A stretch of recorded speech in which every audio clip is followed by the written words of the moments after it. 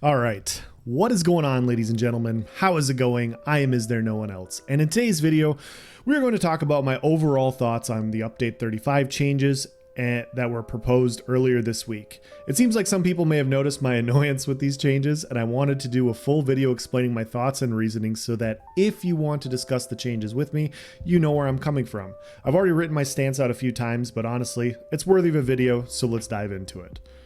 First of all, I want to be clear that I am not against the nerf to light and heavy attack damage. Damage has been escalating in PvE for a few years now, so in my opinion, a nerf was inevitable. It was just going to happen. It needed to happen. The game no longer becomes fun when this game is too easy, so it only made sense. My personal complaint isn't the nerf, it's in the complete rework of how light and heavy attacks scale in this game. Some of you guys may be newer to the game. This ZeniMax does a really good job of bringing new people in. You may not have been around for the last few years, or you're not as diligent as I am in reading the patch notes. I am Mr. Patch Notes after all. Mr. Patch Notes. But this change that they're doing is a reversion. Keep this in mind. This is a reversion back to pre-Harrowstorm values. The game ESO used to function without light and heavy attacks scaling off of max stat values. But then it was changed by this team in Harrowstorm.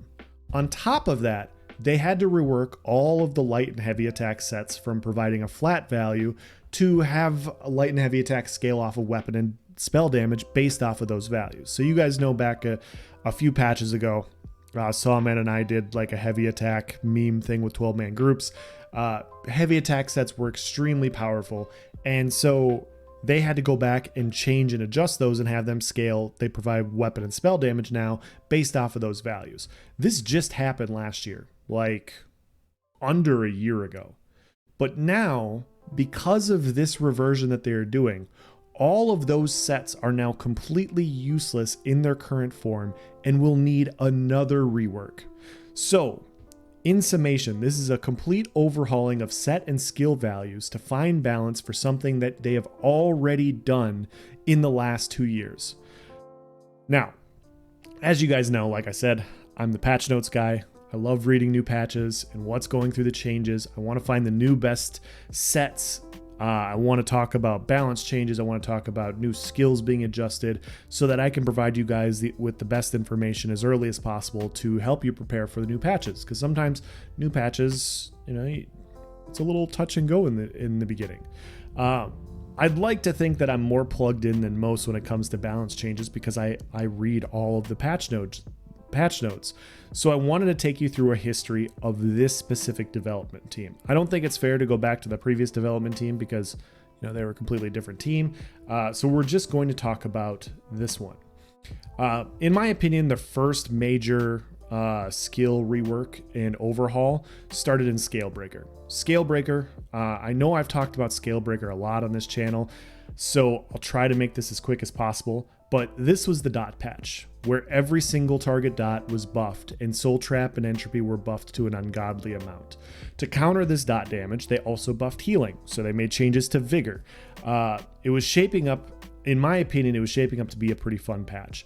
But the dot damage on Soul Trap and Entropy were so high, and they were both unavoidable, it made PvP unplayable for numerous classes. Warden was struggling, Magsork was struggling, any class without a purge, any class that was basically not a Templar or like 2 Necromancers in the game were really, really struggling this patch because you just had unavoidable dot damage. You could just not survive the dots in some classes. I was running 2 purge sets, guys, during this meta because it was so ridiculous. I was running Weird Tree and Curse Eater. Dots were so powerful. You had guys like Helium Balloon. I don't know if you guys watch him or not, but I remember watching a video of his where he won a tournament, a dueling tournament. He wasn't wearing a 5-piece body set, but he had nothing but dots on his bar. He was running a Magplar and he had nothing but dots. And all he did was just apply dots and let them go to work. No spammable because dots were more effective. That was the way to play in Scalebreaker. The reason I liked it is because with healing high and dots high, it made for active reactive combat. And so it allowed you, if people didn't keep their buffs up, they died. If they didn't keep their heals up, they died. It very well could have been a very good patch. But Dragonhold came around, and what did they do? They nerfed all these dots back to before their previous values. Soul Trap and Entropy remained semi-viable, but dots were back in the gutter. They even nerfed DK dots so badly that through like the first 3 weeks of the PTS, the strongest dot was actually volatile armor on a DK.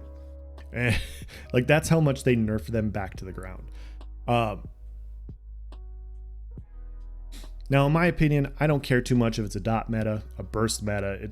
Like, as long as damage is out there, it's damage. Like, I'm happy. I just want most people to be able to die in PvP. That's when it's the most fun. I just wanted to see the development team make a change and then make small adjustments off of that change.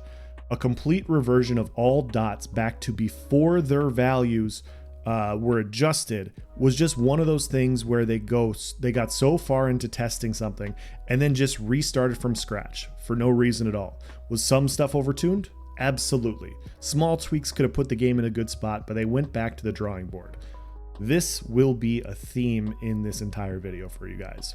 The next year, Greymoor drops the vampire patch with the introduction of the first Overtuned mythic, Malakath. We all know and remember Malakath. Some of us love it. Some of us, Malakath was a lot.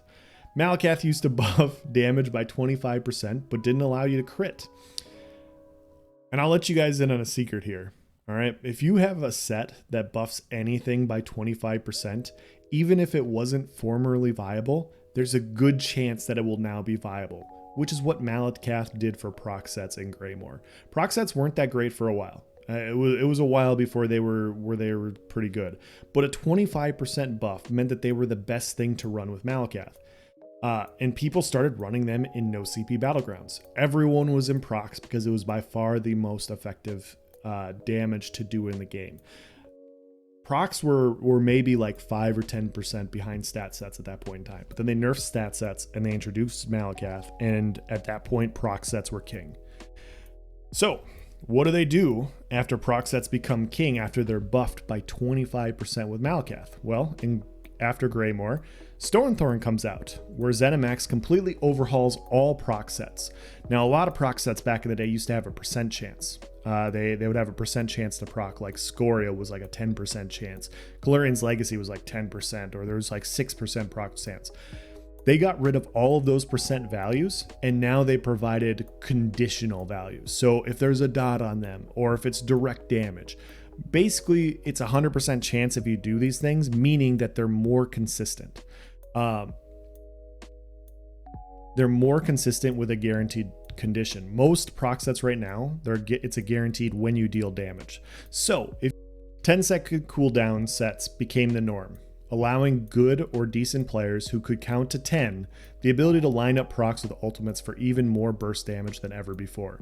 This was the best way to play, and it spawned the one button warrior series on my channel, where I proceeded to go into battlegrounds with one button to show how ridiculously overtuned these procs were.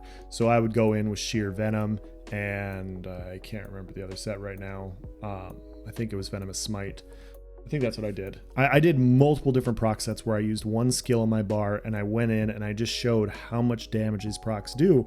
I didn't land combinations. I wasn't really using ultimates. I don't think I used ultimates really at all. I was just using one button, and people were melting because that's how powerful these procs were. We had this specific proc meta for about 9 months. It was during COVID. Things were hard for everyone in 2020, and the dev team was working from home. It's completely understandable that responses to metas weren't being adjusted in a timely fashion the way that they used to be. So I'm not saying anything like that. We'll get to it. But when we got to the Flames of Ambition patch in 2021, ZeniMax came out with no-proc Cyrodiil, and they said it was going to happen until Q3.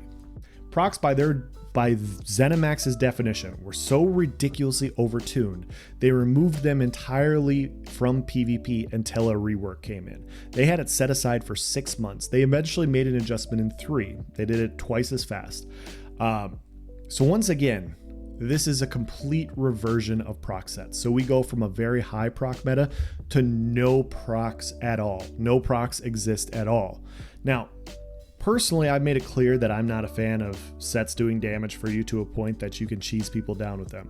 I'm not a fan of most damage proc sets, and although I was excited for a temporary no-proc Cyrodiil, I didn't want it lasting for 6 months. The amount of sets that were allowed in PvP made for very little build diversity, which is the exact same issue you have in a proc set meta.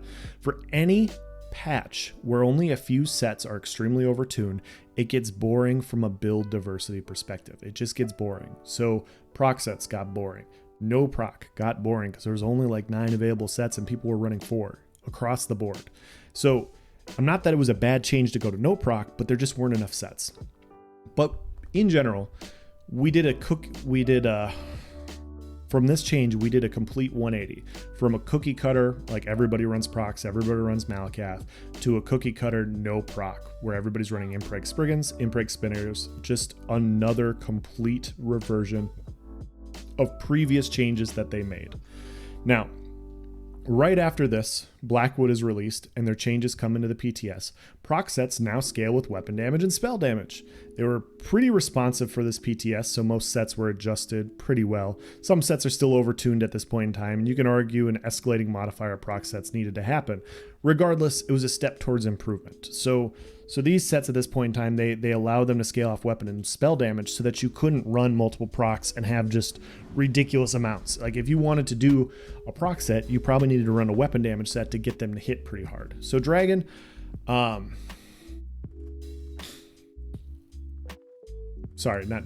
Blackwood was honestly like a step in the right direction. It wasn't a super bad meta, in my opinion. It was okay. But then they come out with Waking Flame. Waking Flame comes out, and this is the introduction of Plaguebreak, Dark Convergence, and Hrothgar, Proc Meta 2.0. And this is all after the proc issues and complaints they had the year before. So we go from 9 months of people complaining about procs to 3 months of them removing procs from Cyrodiil, saying we acknowledge your complaints, we are going to make adjustments, to them then making adjustments, to them then 3 months later introducing 3 of the most broken, busted proc sets that have ever existed in this game. That's ridiculous. Now, if you're a conspiracy theorist, you would almost think that the developers at this point would have a disdain for the PvP community, because why else would they buff proc sets via Malakath, buff proc sets via proc condition, remove them entirely due to complaints, then introduce sets even stronger than the ones people complained about? It's absolutely crazy to think that Zos has a disdain for PvPers though. Now, after Waking Flame, we have Deadlands, where once again, they buff some procs, allowing them to crit, like Kalurian's Legacy. Kalurian's has always been the staple melee Magblade set, but due to hybridization and it now being able to crit, it's now the best front bar set for Stamina Nightblade, and it really isn't close. Like, legitimately, there's no comparison for Kalurian's for a Nightblade. It guarantees a crit from stealth on Nightblade, which also, Nightblades can stun from stealth, ensuring that most Kalurian's procs land. It has always been busted for melee Magblade builds due to proc conditions, and the one bad class it worked best on, so it was never properly adjusted. There just weren't many melee Magblades, so like Kalurian's wasn't an issue. But now that all Nightblades can run it, Stamina and Magicka, Hybrid, whatever, it is running a rampage through Cyrodiil at this point in time, hitting for upwards of 10k in Deadlands. Extremely bursty proc set, which is once again something they said they didn't want. They came out and their standardization was proc sets that do damage that you can react to. You cannot currently react to an in-cap stun from stealth with Kalurian's landing. It will land over 90% of the time. It's just, it's so powerful, and they allowed it to crit, which makes it even more powerful. Now after Deadlands, let's just skip Ascending Tide and we'll go straight to High Isle, where they decided to add Major Force onto a mythic, Oakensoul.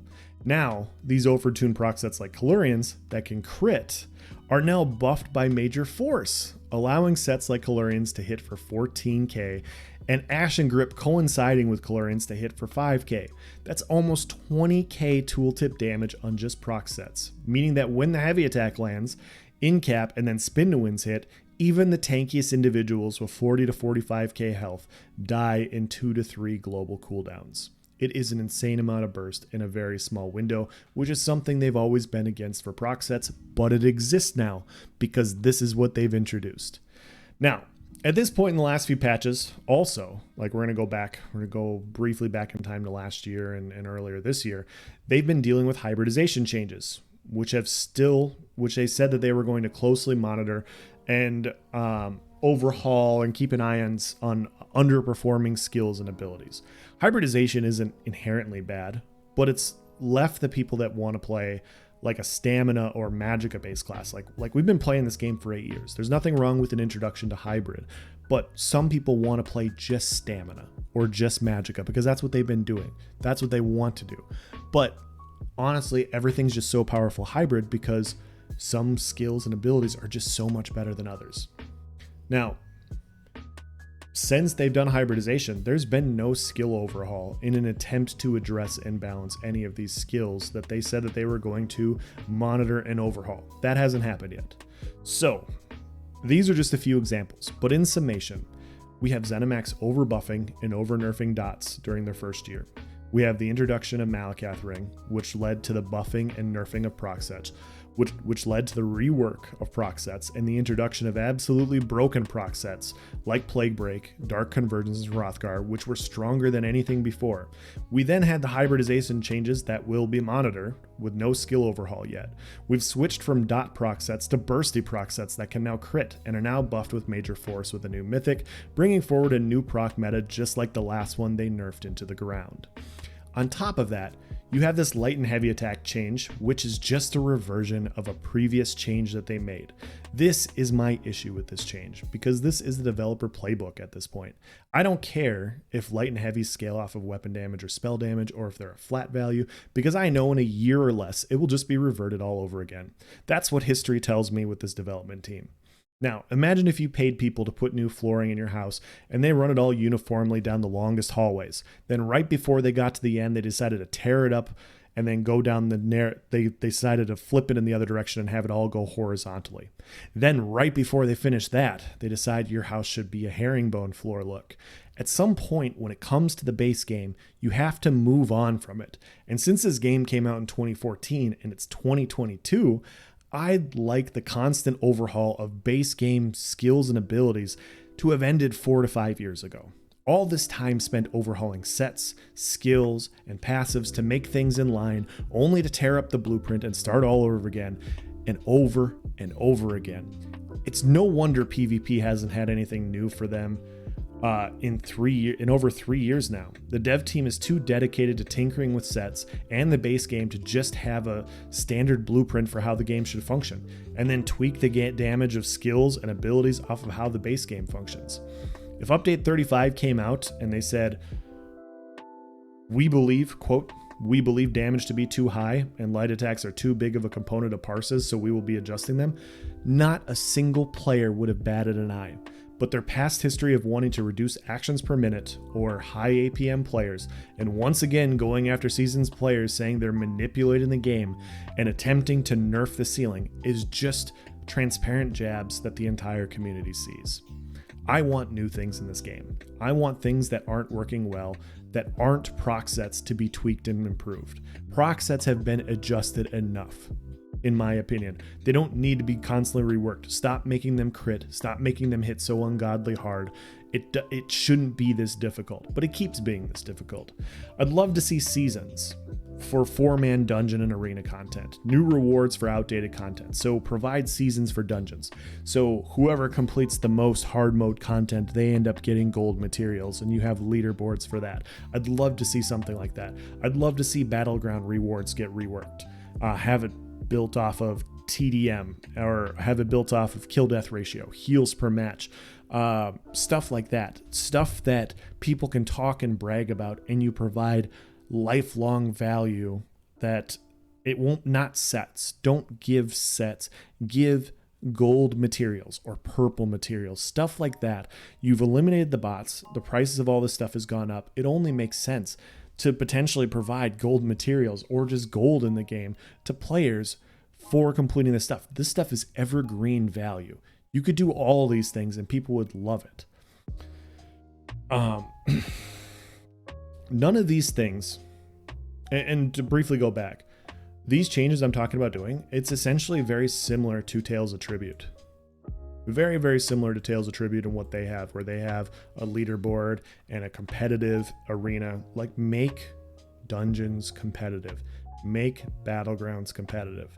None of this stuff that I'm bringing up is new PvP content, which they already said they weren't going to do until performance improved. Like, we already acknowledged no new PvP things until performance improves. They've already said that. But the changes that I'm proposing is just greasing the wheels, inflating the tires, changing the oil on the game. You know, things the community would love to see besides a constant 180 reversion of the base game every single year. That's why I'm annoyed with these changes, guys, because they're a reversion of a previous change this team has already implemented. They're starting from scratch again with light and heavy attacks. They're adjusting sets. They're reverting how heal over times work again. It doesn't seem like they have a vision for how they view the combat to be, because a team that did wouldn't constantly be flipping their opinions on base game mechanics and sets like this. Instead, they're treading water, throwing shit at the wall and hoping something sticks.